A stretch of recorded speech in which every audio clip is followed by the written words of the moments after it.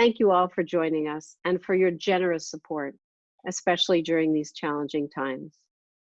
You are here because you're part of the Weizmann family, or were invited by someone from the family. So welcome. Un chaleureux bienvenue aux personnes qui nous rejoignent d'ici et d'ailleurs.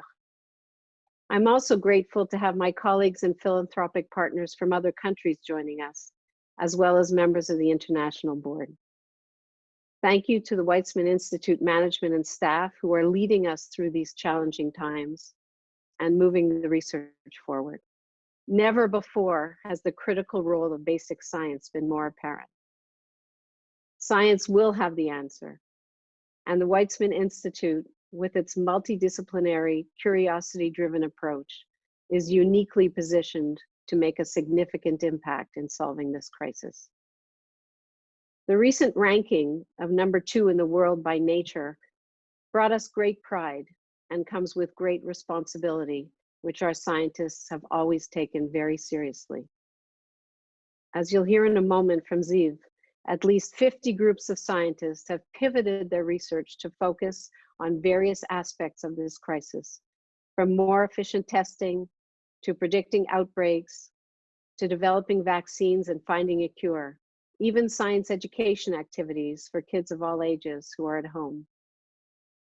Amid the fear of the cure being worse than the disease, Professors Alon and Milo and Uri Alon are here today to share with us their mathematical-based model to reopen society more quickly and restart the economy. Thank you, Ron and Uri, for making the time to speak with us today. We are so grateful for the glimmer of hope you're providing. At this time, I would like to introduce Professor Ziv Reich and ask him to say a few words on behalf of the Weizmann Institute management and to introduce our guest speakers. Hello, everyone. I'm replacing Roy this evening as he's attending a scientific meeting right now through Zoom. So I'd like to start by thanking all of you for attending this meeting and for your continuous support during these challenging times we're having. As you probably know, we work under fairly strict restrictions. About only 1/3 of the personnel is allowed to be on campus. Nonetheless, we make every effort to make sure that our scientific activities remain roughly uninterrupted. These are difficult times, and during difficult times, you change your routine. And so we did at the Weizmann. And the result is that right now we have 60 groups that actually put aside whatever they were doing before and devote themselves during the last 2 months to corona research at different aspects. Could be therapeutics, diagnostics, analysis. To support these activities, we established a Corona Research Response Fund, and we've been able to raise already about $6.5 million to support these activities, numerous activities.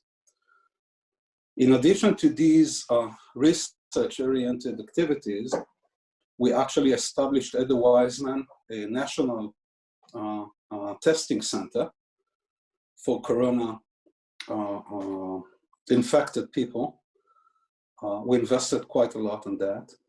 And we also established a lab with the sole purpose of making the diagnosis, the tests much faster.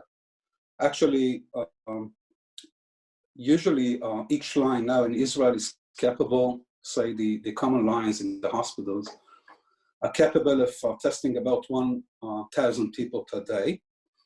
Right now we have a pipeline which we, I think will be validated finally this week, which is capable of doing 20,000 tests per day. And we're actually screening now the Israeli army. completely free of charge. And so we did actually for the Israeli citizens. So these are all activities which we actually try to provide assistance as much as possible to the state of Israel. A fair number of our scientists also advise in different committees and think tanks, I think including our speakers today, to different bodies in the Israeli government. And actually the exit strategy has been formulated by a team led by Professor Eli Weizmann from the Faculty of Physics at the Institute. So we do whatever we can to help fighting this pandemic, but at the same time, we keep on our normal or routine research activities because we have to think on the day after as well. Okay? There are many different other things that needed to be addressed, and there are other diseases and other illness that we should be attentive to. So we try to keep a balance between the urgent needs, the immediate needs, and our long-standing goals, including, for example, the Ultrasat project, which I remind you is a scientific satellite, which we would like to launch in 2024. And I'm pleased to inform you that we have an agreement with NASA to launch the satellite in 2024. So we work on these aspects as well during this crisis. And I think it's important to maintain life because there will be a day after the corona. We'll go through it and we should think ahead. And this is what we're trying to do. So I'm not going to take much of your time, more time. I just will go ahead and introduce the two speakers, Professor Uri Alon and Professor Alon and Milo. From now on, I'll be referring to them as Uri and Ron. And they have actually many things in common. So both of them served in the same program in the Israeli Defense Forces called Talpiot. And this is a program where the army identifies kids with an IQ which is much, much, much too high for their own good. And then send them to the university, usually to study mathematics and physics. And after they finish, they get back to the army. And they're being placed in different places to do miracles, technological, and they do, okay? So this is the common practice. They make miracles wherever they are positioned. Both Uri and Ron studied indeed mathematics and physics at the Hebrew University. And both of them, after or during their graduate studies, gradually or not gradually shifted to biological systems while returning or retaining a very rigorous mathematical and physical thinking. Both of them are leaders in their respective fields, world leaders. Uri Alon is actually one of the founders of the field, which is called systems biology. And finally, they are connected by the mere fact that Ron was a PhD student of Uri. So I again would like to thank you all for joining us for this conference, which I'm sure will be exciting.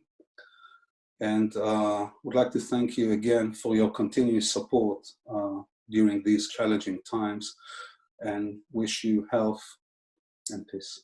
Hello, everybody. I'll share with you a short presentation that will lead us into the main event about the work together with Uri about exit strategies. Really, for the past 15 years, I was on a quest, if you like, of trying to bring quantitative aspects into biology and doing biology by the numbers.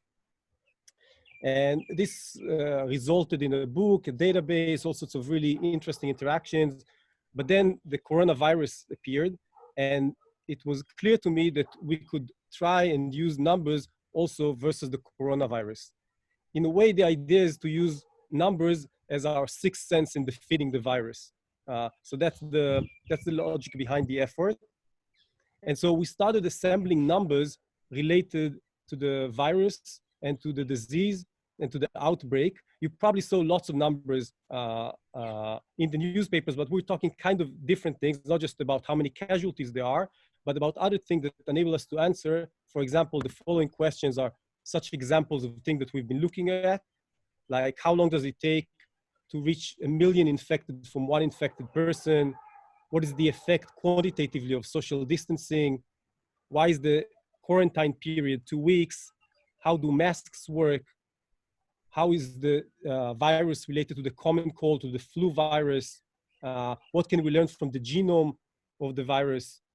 What can we learn about the mutation rates and the ability to develop vaccines that would be effective, and things about stability of virions on surfaces? And we think those, like using numbers to analyze those questions, could give us this capability, but it's really not just the numbers, it's really also together with a pretty amazing group of people that joined into the effort. On each one, if I had more time, I could tell you a lot, but just if you see at the top left, Avi Flamholz, seen here. So actually, I got to meet him thanks to the friends of Weizmann when I was invited to give a talk in New York. And actually, his grandmother was a supporter of Weizmann. She told him, hey, I have a ticket for this event. I think it was the Museum of Asian Arts or something like that. And then at the time, he was just finished working in Google after doing in Princeton, and was actually excited by what he heard, and decided to come to Weizmann for a few years to work together. And like that, I could tell you a story about Benoit at the bottom that came from Paris, about Vanessa that came from Germany, and how they all connected together. But I'll move to the corona itself. What you can see here is kind of like this snapshot of this collection of numbers that we were after. I won't get into the details, obviously, but I just want you to see the logic of like collecting the numbers, which shows us the properties of that virus. For example, you can see the bat coronaviruses versus the pangolin coronaviruses and how the genome look like, things about the replication rate, the sizes, the components, the evolution rate, the mutation rate, all of those things. And that's just the beginning. We have more and more of that on how many cells of host are being affected, what's the stability on surfaces and things like that. But out of all that, there's one particular thing that that's interesting. If you look at what I zoomed in, it's about the progression of the virus. And as you'll see, that would connect very soon to what Uri is proposing as our element or important component into the exit strategy. And in that way, the numbers connect with what we need to do in order to be able to deal with the disease and manage it better. What we did appeared in English as a peer-reviewed paper, and immediately got hundreds of thousands of people sharing it. And then students in the international community at Weizmann on campus said, hey, we want to bring this knowledge also to our home countries. And they started translating it to different languages. And what you can see here is a list of about, I think, 20 languages in which it's already available and is circulated around. Anybody wants to guess what's the language that we see at the bottom left? So this is the version in Thai. If anybody, I know I can't hear you, but if you got it right, well done for you.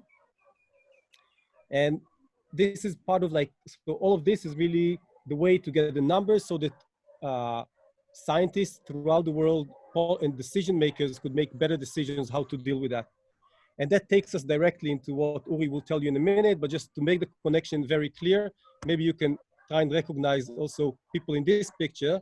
So this was just when I was finishing my PhD and heading to Harvard Medical School to do my postdoc research. And that's how we said goodbye. And I would never have guessed that we'll come back together, work at Weizmann, and then work on the kind of project you'll be hearing soon. I sometimes feel like it's kind of like the Blues Brothers that were reunited in order to do one final big project. Uri, the floor is yours. Hi, everyone. It's very nice to see you and meet you. And that was a nice picture. Sent me back some years. And it's really amazing to be able to work together again. And the kind of numbers that Ron has been assembling help us to identify a vulnerability of the virus that we could exploit to make an exit strategy from this dilemma that we have now in the world. The dilemma is that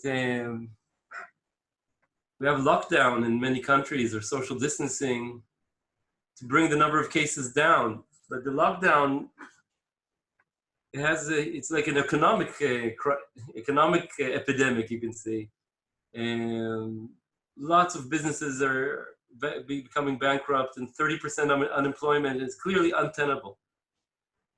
A lot of emotional and medical stress. People don't take care of their medical problems, and we're going to see a lot of problems with lockdown, violence at home, stock markets crashing. So it's clear we have to lift the lockdown and start working again.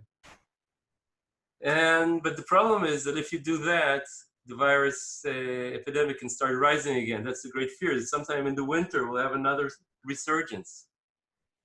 It's unpredictable, and so we're entering an unpredictable time. And of course, we know that economy needs confidence and predictability in order to thrive. And then it's thought that if there's another resurgence, we'll need to have another lockdown. So you give people hope, and then you take it away, which is a kind of a grim outlook. And then maybe another, and maybe we're looking for a couple of years of up, down like that. That's the fear. I mean, I hope that exiting lockdown will make the virus go away, but it's possible that we'll have a resurgence. And that's where we kind of got into thinking, could we have an exit strategy that takes into account both suppressing the disease, as I say, again, preventing a resurgence, and at the same time, offering economic activity. Not as wide as you might hope, but still something predictable, sustainable, that will give people employment and give confidence to the economy. And our suggestion, I just want to say, our suggestion is, it should be thought of as one component in a big exit plan where you do everything that we know, social distancing, masks, testing, everything continues, and during work, you work under special corona stipulations.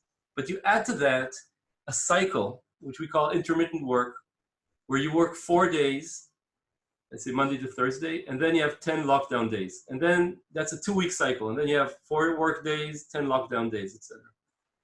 And you can see that 4 work days give you 40% of the 10 work days you usually have, or a third if you're also working on 1 day in the weekend, etc. So you can have employment for millions of non-essential workers. You can give a part-time employment, and we can discuss which sectors this works for better or worse. And the beautiful thing about it is that here's the lockdown, cases go down.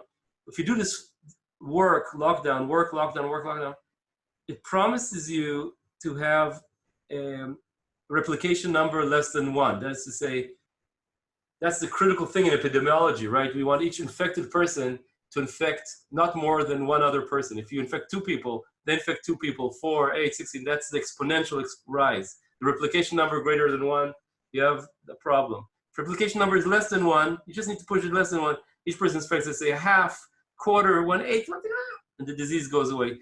This 4-10 cycle gives you, on average, a decline. And so you're basically protected from resurgence. Even if you have some cases coming in from abroad or anything like that, they can't spread very widely. And you're protected from resurgence, and you enter a kind of routine that has partial work and partial lockdown. And the reason we choose 4 days is because we're exploiting a virus timescale against itself. So the idea is that, just like Ron said, once you get infected, there's 3 days where you're not infecting other people. It's called the latent period. The virus is still building up inside you, and it's not going out. And after that, you become infectious for about a week. So in this scheme, if you get infected on a work day, you reach your peak infectiousness in the lockdown days, where you're not exposed to many other people. And that really cuts down the virus's ability to infect many others. Of course, you might infect some people at home, and they might go into work. But since we're talking here about getting the replication number less than 1, what we need is the average effect. And we are using the latent period, putting it on the work, and the infectious period on the lockdown to restrict the virus's ability to infect many people.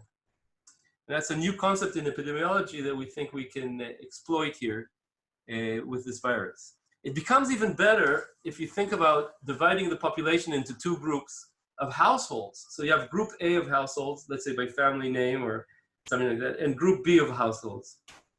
And now each one works 4 and 10, but each group, if group A works on 1 week, group B works on the next week. So the group's work weeks are staggered. So each time you have a different group working. And also schools. You have schools opening, and the kids from that household go to school on 1 week, and kids from the other group go to school on the other week. And the benefit of that is that on top of all the other benefits, you also reduce the density. So if you have two kids at a desk, now you can have 1 kid at a desk, and you have less chance of infection. Of course, you have to take care of the recess and everything like that. And also at work and in malls, etc., you have half density. And the economy is now working almost continuously because you have 1 shift working group A, 1 shift working the next week, group B. This strategy can be used in a whole country or just a region or a city or a county or a company. Because if a company or a region does it, it has replication number less than 1. It's protected from infections that are imported from the outside. They can't spread very much. So you can try this on a small scale or apply it to a school, a district, a country, etc. And it's important still to know that on those work days where everybody works and goes to school, it's not a huge party where everybody gets infected. It has to be Corona-style work days where you take many, many measures in order to make sure there's social distancing. The idea is to get the economy restarted, but still protect against resurgences. This is, of course, the way we got to this is in collaboration with epidemiologists and economists. So we're using here kind of tested, tried and true epidemiological models, and you can vary many parameters, and this still is predicted to work. The stronger you make the lockdown, and the more stringent you are in your work days, the more chance you have to control the epidemic. And in the long time, you save lives, because just because this is the number of, let's say, cases or deaths if you do this strategy, if you don't do it, there'll be a resurgence and another resurgence, and each resurgence like this costs more lives. And so it's a way to both protect against resurgence and have an economic activity. So some sectors like agriculture, high tech, people who can work remotely or in open spaces, it's perfect for them. Things like restaurants, hotels, which are very people intense, will have to open up with a lot of restrictions. But on those 4 days of work, everybody will go to your shop, everybody will go to your coffee shop with these restrictions. And so you can imagine a kind of routine. This routine is predictable. You know exactly when people will be in your shop, when people will be in your company. So investors and managers can have a bit of confidence in the plan. And sometimes I think of this as a good plan if our current exit from lockdown doesn't work and we have a resurgence, we'll need a really creative solution. And this could be it for an intermediate period of 6 months up to a year and a half until the time when we have a vaccine or such good testing like in South Korea where we can avoid lockdown altogether. And so this plan has been presented quite widely in Israel and it's appeared in the Gertner Institute, which is an epidemiological institute advising the Ministry of Health and the Ministry of Education, as a recommended plan for reopening schools in this staggered way. And we're also very interested in reaching decision makers in other countries, even countries who don't have, countries who don't have the testing capacity. This covers much of the world's population can still do this 4-10 strategy because all you need to do is enforce a lockdown, right? You have work and lockdown. So this could be possible for a wide range of situations. And we have a material that will, if you're interested, to share, going from Financial Times talking about this as a feasible policy to scientific preprints to computer codes or write-ups for policy advisors that we are developing. So I'm actually very curious at this point to hear your comments and to learn from you. First of all, thank you. And I'm sure we'll have lots of opportunity to thank you. This is very exciting and offers that glimmer of hope that we all need. So one of the questions I received was, the epicenters are in senior residences. Would it be better to use this for tailoring work schedules of doctors, nurses, and the staff going into these residences and the lockdown in the rest of the economy? So the question is about senior residences, which are hotspots of infection and unfortunately of critical cases and death. And you're thinking here of the medical teams and the support teams going in. So that would be a perfect case. You have a group, you don't want to put all the eggs in one basket. So you do want to have them in shifts. So if one shift gets infected, you can quarantine them without leaking into the other shift. So the staggered 4-10 strategy for the medical team and support team would be perfect here. It would protect them and also offer the chance to have 2 shifts so that you don't lose everything if somebody gets infected for a 14-day quarantine. Did I answer the question? Yes. Recent cases of COVID appearing in animals. Thoughts or insights on COVID transferring between humans and animals? Animals like pets, I suppose, there is insight like that. So that's, I think, why it's so critical to do this staggered situation in households. So you think of the entire household, the parents, the pets, the kids, and they're going to be, if you do 2 staggered groups of the population, they're not going to be able to infect the other group. So that really cuts down on that issue. But I don't have much information about transmission from pets and animals per se. Another question, how many cycles do you think it would take of this model before we can resume? How many cycles would it take? So on the bright side, maybe pie in the sky. If the whole world does this on the same 4 days, right? The whole economy is doing this. In principle, it should give us replication number less than 1 for the world. And that's a new kind of solution. It should mean that over time you have less and less cases. And just like SARS vanished in the end, Ebola, there's a possibility that this virus will also vanish without needing herd immunity or vaccines. So that there's a potential like that if the whole world does it. If part of the world does it, unfortunately, we'll see some countries reach herd immunity, which is a tragedy where so many people get infected, that the virus kind of dies away in that country after a lot of problems. And then the country who do 410 can go through this period and potentially will, that's one way to think about losing this virus without a vaccine. Of course, it could be hidden reservoirs of the virus or mutations we don't know about. So far, it doesn't look that way. That maybe will surprise us, but on the face of it, that's one possibility. So with each cycle, for example, you might lose, 20% of the virus, 20. It's like 20% interest. And within a few cycles like that, a few months, you're down to very low levels in principle. Here's another question. Given that assumptions is such a large part of the economy, I was curious if this work lockdown would apply to consumption, albeit in controlled group sizes. That is, can we mimic this structure for allowing people to go to restaurants, theaters, malls? We already see how human creativity manages to find creative solutions for businesses within the constraints imposed by the governments right now. So, for instance, I went to a shop today, and the shop had this list. We're not allowing more than 4 people at one time. You have to stand 2 meters. So I believe that even things like hotels, restaurants, tourism, sports events, will be able to find ways to reduce transmission and still have some of the essence of the event.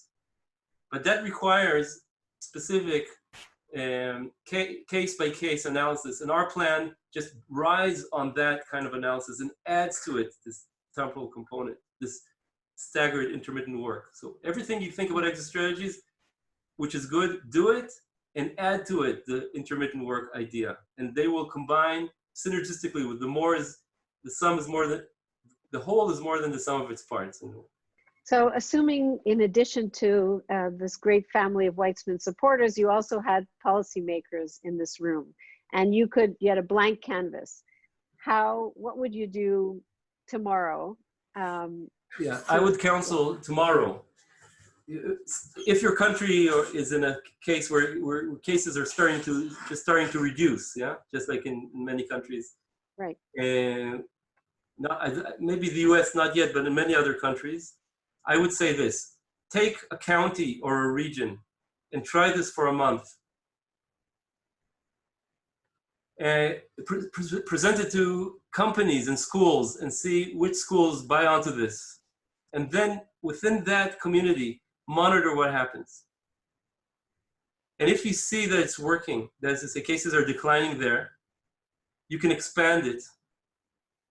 And you can see, actually the risk is not very large, because the worst thing that can happen is that cases they won't going to shoot up like this. It's going to go up, and then you can reduce a work day, go from 4 to 3. Or if it's working really well, you can add a work day, go from 4 to 5. So it's adaptive and tunable. So that's what I would counsel. Make a trial with limited time and a limited population, and convince yourself that it's actually working. And you can also see maybe the benefit to education, school, work. So the kids will go to school, the parents will go to work in that region, and see how it's going. Did I answer the question? Yes. You're terrific, Uri. You always answer the question. You think of the answer before the question's asked. Here's another one. Your proposal is obviously multidisciplinary. Have you also included formal analysis using control theory? I just read an article about a similar approach published. This question has to do with control theory. Control theory is in engineering. Suppose you want to make the satellite that Weizmann is going to send. You want to make it sure it's in a particular orbit. So you control the rockets. So if it goes off the orbit, it corrects all the time. That's control theory. Control theory is a beautiful mathematical tool. And indeed, we used it, the elements of it, where our problem here is not to get the satellite into orbit, but to get coronavirus down with replication number below 1.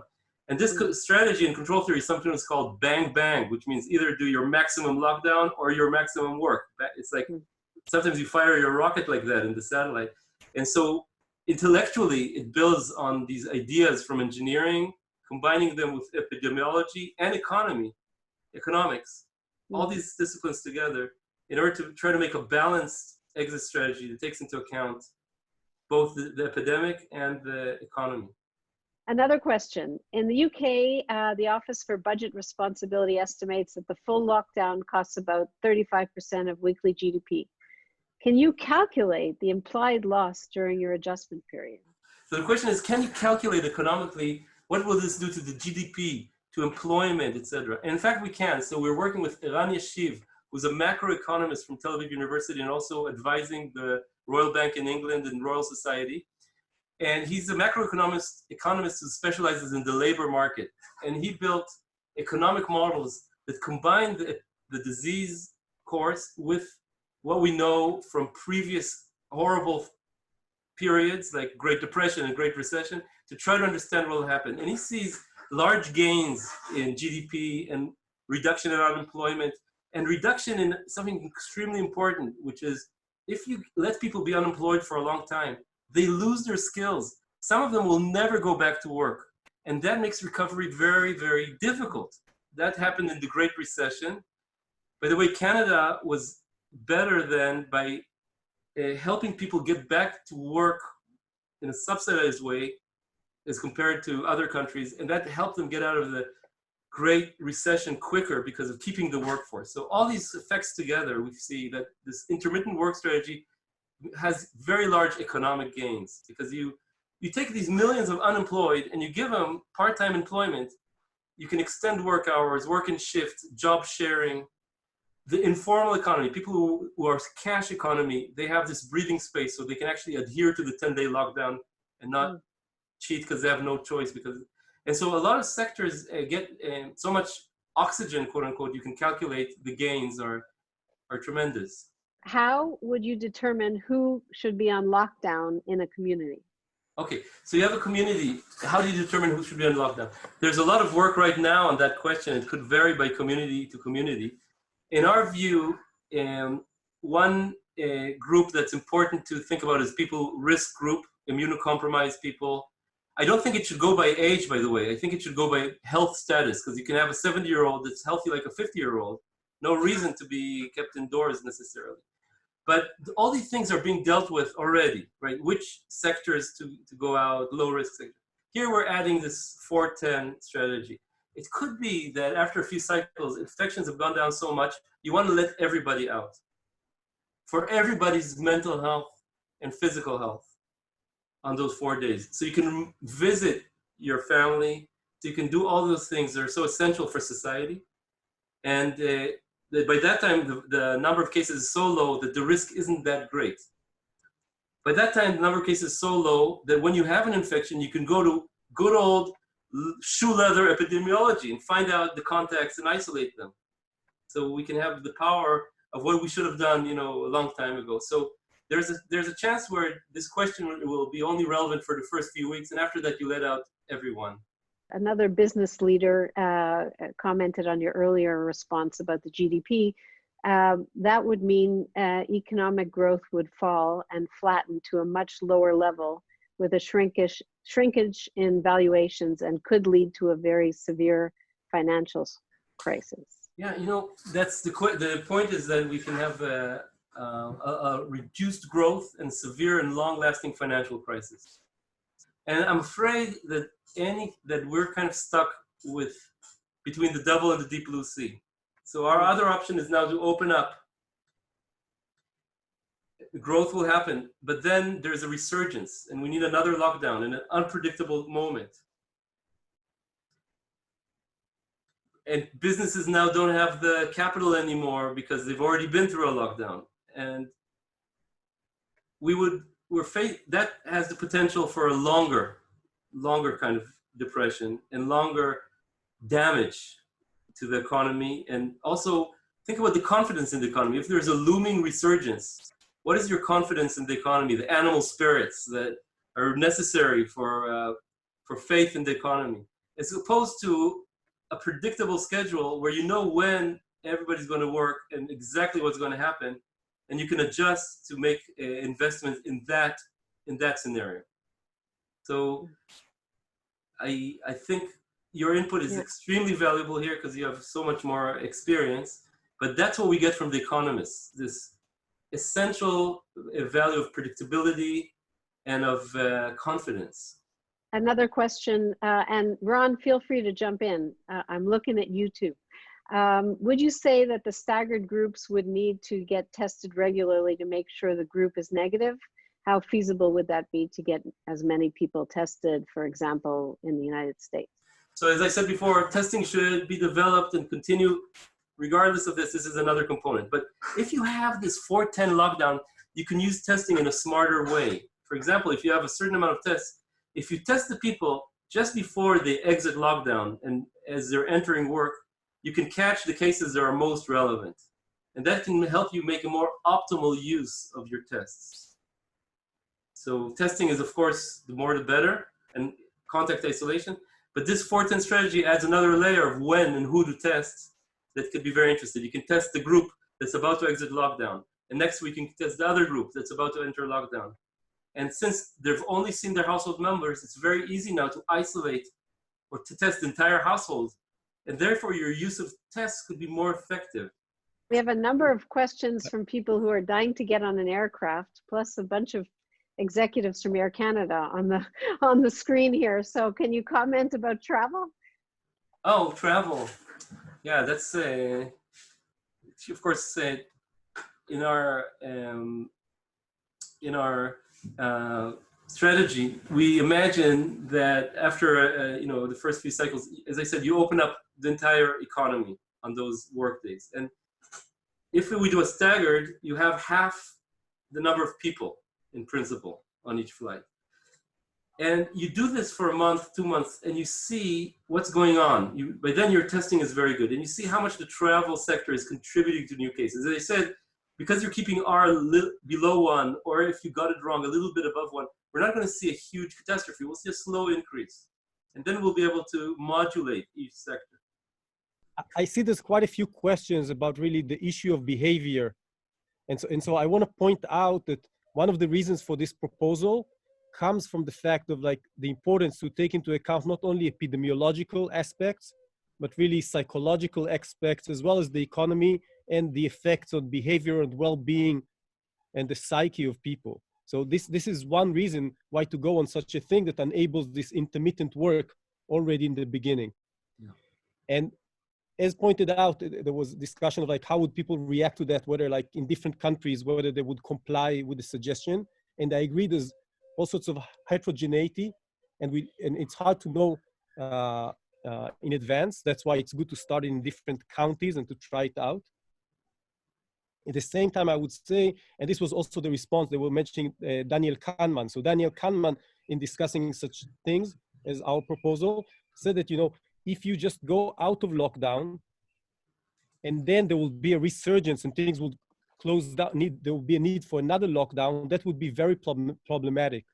Because what we know from the social sciences is that people respond very badly to when they're given something back, and then it's being taken again, and not knowing whether it will be taken, how often, and what's the future.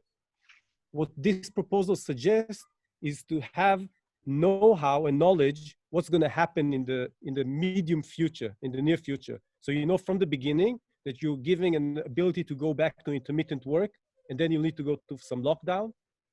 And say after a month of that, we could evaluate the situation. And if we see things are well, we could give more capability of work. So there's knowledge from the beginning of where we're heading. And that's very important in order to have the people comply with that.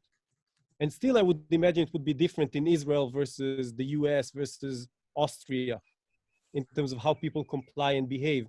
And I guess we have we'll have to very carefully try to move in that direction. Is there a way to test the suggested method that would be tested in parallel in small communities? Is there, you know, how do we take it from this amazing presentation to the next step? So is there a way to test it? Yeah, there's definitely a way to test it. You can it's actually going to start here in Israel with a company called Applied Materials. It's a company that builds machines to look at microchips and make sure that they're well designed. And they've agreed, or actually they got excited about this, and it said, this is perfect for us. We're going to work in 2 shifts and do 4-10 schedule. And then just within a company like that has about 1,000 people, after a few weeks, you'll be able to see the trends in the infections. And that's just a simple case. You have a company that anyway wants to make a shift structure because they don't want to lose their entire workforce. It's critical for them. And this is an immediate decision just of their, you know, chief of operations and their CEO. So that's easy. On a national level, I guess a small town or a county, a school, it could be different levels, can buy into this. And the incentive, of course, is is an alternative to lockdown, I would say. In a situation where you have a lockdown in a state, an alternative to lockdown, so that's a big economic incentive to start working. And I can imagine that, you know, adherence, people that don't adhere to lockdown, they usually have a reason. They don't have food, they don't have money, they can't bear it. If you have 4 days where you can do everything you need, it'll be easier to adhere to the lockdown days after that. And so we might be able to see a psychological bonus. Somebody mentioned Daniel Kahneman. Daniel Kahneman said that, well, I think Ron mentioned it, that exiting lockdown and having a resurgence could be such a psychologically frustrating event that a more predictive schedule, even if it's grim, could be something people can, you know, get into it, at least enough to make this work. And of course, not everyone will comply. Thank you all for making time to be with us for this fascinating presentation. It really does offer us a glimmer of hope. If you haven't already done so, we hope you'll consider supporting the Global Emergency Response Fund. Your support will empower our scientists and continue to move things forward and together we can solve this crisis. Votre support est incontournable. More information can be found on our website, the website of your respective countries. You can also reach out to any of us directly. We'd be so happy to hear from you. Thank you, merci, toda rabba, gracias. I also want to thank Ron, Uri, and Ziv. Listening to you really fills us with hope and a lot of great information, which is empowering. I also want to thank my team at Weizmann Canada, as well as the team at the Weizmann Institute, headed by Kelly Avidan, for their efforts in putting this event together.